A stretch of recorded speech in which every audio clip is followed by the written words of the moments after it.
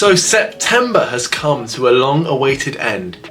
Let's reflect on the month. Compared to last August, this month was nowhere nearly as exciting or exhilarating. I didn't go away anywhere, I just slaved away at my uni work. So at the end of August, I returned to my uni lab for a couple of days in that week. The lab was only open for 3 days, and I cracked on with my thesis experiments. In this experiment, I was separating microplastics from sand, which I think is an important topic. In fact, the very book the camera is on top of right now is called Estrogeneration, about estrogenics, which largely includes microplastics, by the way. However, I am studying the environmental impacts of microplastics rather than the health impacts. It'll be a good read nonetheless. And so from that point on, for the next 3 whole weeks, Monday to Friday, 9 to 5, like a corporate job, I was in the lab, working away like a dog, knowing that at the end of these 3 weeks, we would be back into classes and I will have no more time to go in because the lab will be too busy. So what did I do with that information?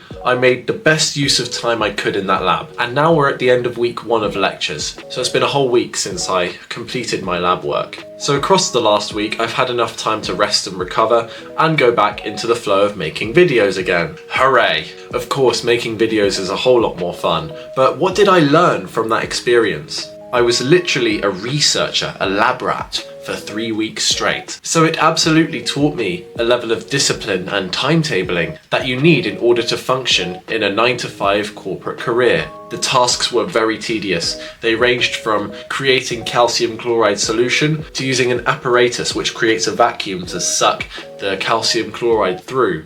Mixed in with your sand samples, it would leave you with the microplastics alone on the filter, along with some sand and some salt particles. This process, 2 levels below the ground in a lab, in an environment lacking fresh air and nice natural aesthetics, it takes a toll on you, alright, and by the time I headed home afterwards, I was exhausted, physically but mostly mentally. Of course, I have the hour round trip of cycling in and back home, which I am well used to by this point, but this time I was doing it 5 days a week instead of 3, which I do during weeks I have classes. It taught me real life applicable discipline, the environment in which you thrive in a 9 to 5 job. And it felt really humbling to go in 5 days a week after more than 20 weeks of being free. I mean, not exactly, I was working my job in hospitality, earning my money, but that was less timetabled. You weren't confined to working all day every day unless you chose to. This is 0-hour contract work after all.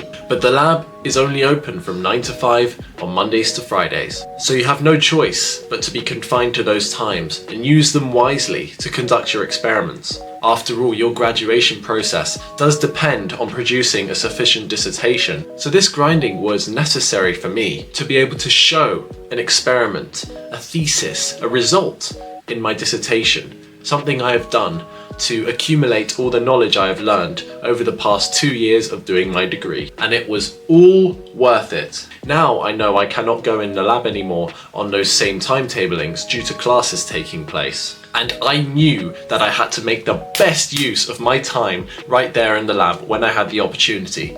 And so I took it.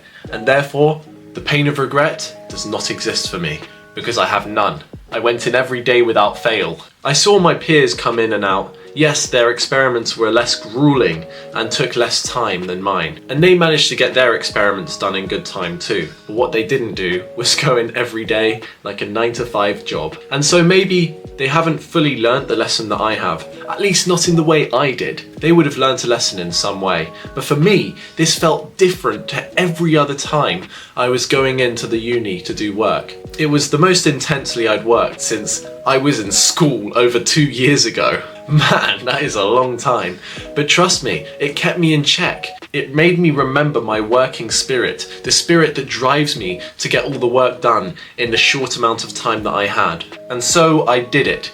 Even though September was not an adventurous month like August, I still learnt a lot. It may not have been the international adventures that I know and love, but it taught me a lot of discipline and a real outlook on life, one that I will need to step into after I graduate. And I've kind of cruised on in life over the past week, in which I've been doing classes with my friends, in which I have days I don't have to go into the lab again, and it feels nice. But one day again, I will need to pick up that work ethic that I kept over the last 3 weeks.